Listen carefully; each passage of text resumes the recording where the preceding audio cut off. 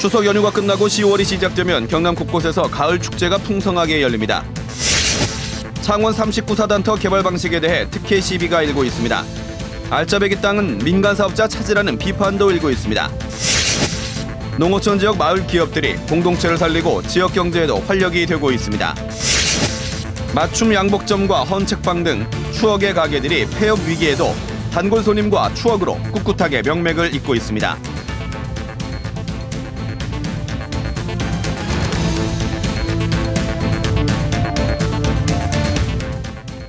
안녕하십니까. 이어서 경남 소식입니다. 모레부터는 본격적인 가을의 계절 10월인데요. 경남 곳곳에서 가을 축제가 풍성하게 열립니다. 진주 유등축제를 시작으로 코스모스 축제와 국화축제 등 가을 정취가 물씬 풍겨지는 축제들이 이어지는데요. 차주아 기자가 전해드립니다. 진주 남강변을 따라 형형색색의 유등이 띄워졌습니다. 10월 첫째 날부터 열 하루 동안 이어질 진주 남강 유등축제입니다. 올해 주제는 물, 불, 빛, 그리고 우리의 소망. 모두 7만 7천여 개의 등이 진주성과 남강 주변을 밝히며 관광객을 맞을 채비에 한창입니다. 작년보다 약 한 4천 개 정도 이상 더 늘었습니다. 그리고 이제 등도 안에 LED 등으로 바꾸고 재질 좋은 것을 했고. 진주 유등축제 입장은 올해부터 유료로 바뀝니다. 성인은 10,000원, 초등학생부터 고등학생, 장애인과 국가유공자 등은 5,000원을 내면 입장할 수 있습니다. 유료로 전환되면서 지난해보다 전시 등이 4천여 개가 늘었고 시민의 사연을 담아 3만 5천여 개의 소망등을 띄우는 행사와 수상 불꽃쇼 등 볼거리와 즐길거리도 대폭 늘었습니다.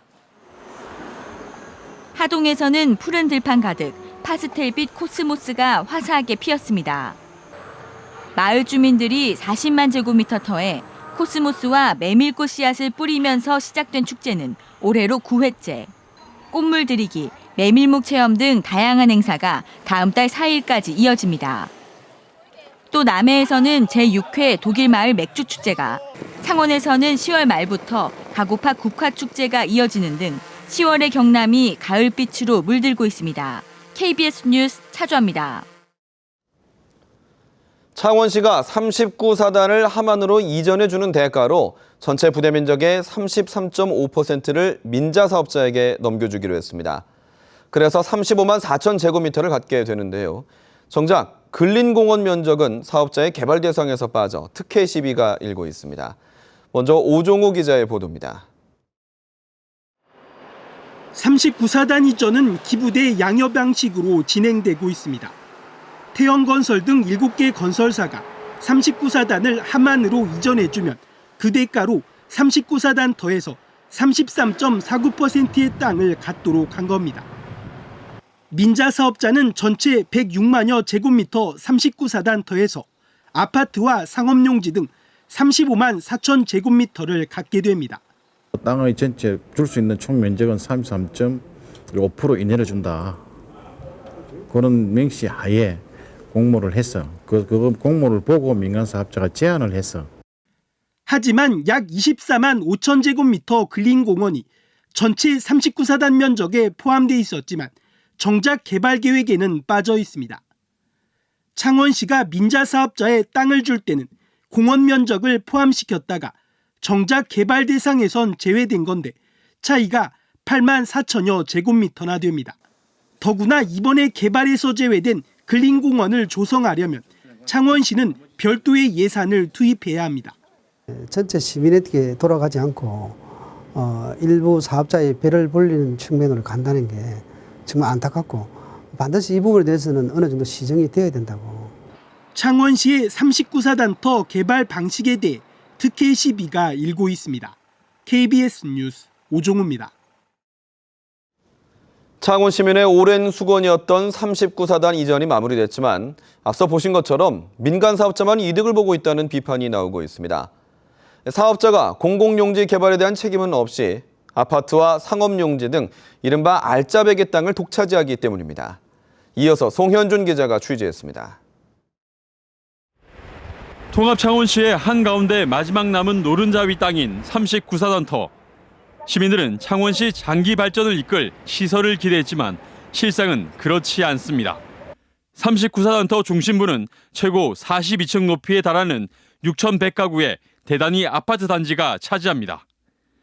땅 가격이 높은 상업용지와 준주거 용지도 모두 민자 사업자의 차지입니다. 아마 3.3제곱미터당 2천만 원은 넘었으리라고 보고요.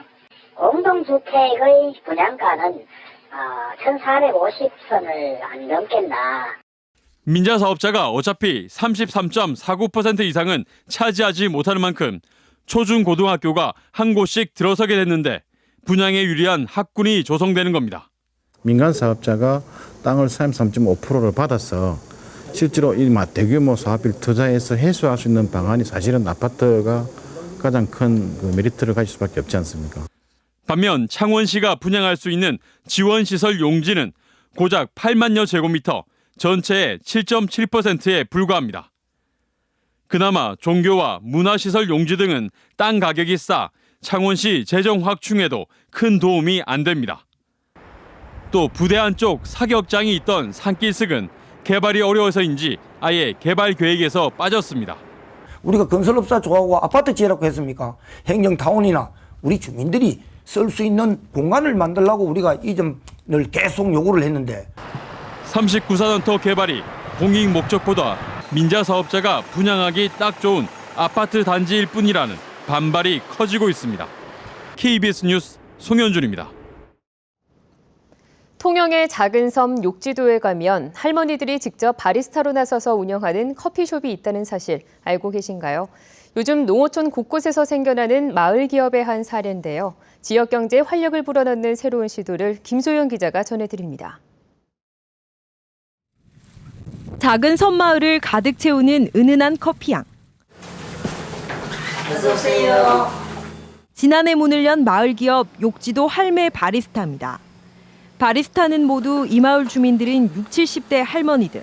평생 바닷일과 살림살이만 해온 할머니들에게 커피는 이제 제2의 인생이 됐습니다. 할머니들이 이 일을 하는 거에 모두 놀라워하셔요. 놀라워하시니까 우리 거기에 대한 기쁨이고. 섬 특산물을 활용한 메뉴도 잇따라 내놓아 고구마 라떼는 육지까지 소문이 났습니다. 주말이면 200명이 넘는 관광객이 찾습니다. 욕지도 할매 바리스타가 있다더라. 그러니까 한번 가보자. 그래가지고 오시는 분도 있고 블로그를 볼 때 참 커피가 맛있더라. 달콤한 유자향을 풍기며 빵이 노릇노릇 익어갑니다. 이 마을 기업이 새롭게 선보인 지역 특산품 유자빵입니다. 유자주산지 거제의 명성까지 더해져 이 마을 기업은 한 해 5억 원이 넘는 매출을 올리고 있습니다. 우리 지역의 부전 자원인 유자를 가공해서 지역에 홍보도 되고 지역에 일자리 창출도 되는. 자치단체 지원을 받아 지역의 향토 자원과 인력으로 수익을 내는 마을 기업은 전국 1,300여 곳. 다양한 마을 기업들이 공동체에 활기를 불어넣으며 지역 경제의 효자가 되고 있습니다. KBS 뉴스 김소영입니다. 요즘은 많이 사라진 맞춤 양복점, 헌책방 등을 수십 년째 운영하는 사람들이 있습니다. 문을 닫을 위기도 있었지만 오랜 세월 잊지 않고 찾아오는 단골들과의 추억으로 영업을 이어가고 있다고 합니다. 보도에 송금한 기자입니다. 듬성듬성 바느질 된 옷의 품이 크지 않는지 꼼꼼히 살펴봅니다. 16살 처음 일을 배우며 선물 받았던 가위와 연식이 70년도 더 된 재봉틀. 익숙한 물건들로 세상에 하나뿐인 맞춤 양복을 만들어냅니다. 1980년대만 해도 근처에 양복점들만 20여 곳이 넘었지만 이제는 다 사라졌습니다. 기승이 나오고 우리가 이제 수작업하는 그 나사점이라고 이제 정장이 조금 힘이 들어가고 지금까지 이제 지금 완전히 지금은 이제 얼추 사연길을 간다 그렇게 봐야지. 그래도 수십 년째 단골 손님과의 추억을 이어가는 것이 큰 보람이라고 말합니다. 56년째 헌책방을 운영하는 이무웅 씨는 책이 귀했던 어린 시절 한두 권씩 사들였던 헌책이 지금은 60만 권 규모가 됐습니다. 북한에서 출간된 희귀 서적들과 손때 묻은 조선 왕조실록 전집 등도 있습니다. 그만큼 책이 안 나가니까 쌓여있는 새 책이 헌책으로 둔갑해가 좀 팔리고 있어요. 책을 읽는 사람은 점점 줄어들고 금세 읽히고 쉽게 버려지는 것이 안타깝다고 말합니다. 책을 좋아하는 사람은 헌책방에서 향수를 느낍니다. 내가 원하는 요즘 이런 책방이 없는데 진주에 있다. 쉽게 만들어지고 빨리 소비되어 버리는 물건들이 익숙한 요즘, 오래된 가게들이 손때 묻은 추억을 나누고 있습니다. KBS 뉴스 송금환입니다.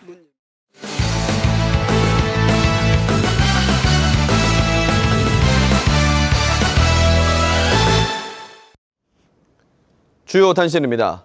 경상남도의 학교급식 지원 조례 개정안이 다음 달 1일 시행에 들어가 경상남도가 급식비 감사에 착수하는 시기에 관심이 쏠리고 있습니다.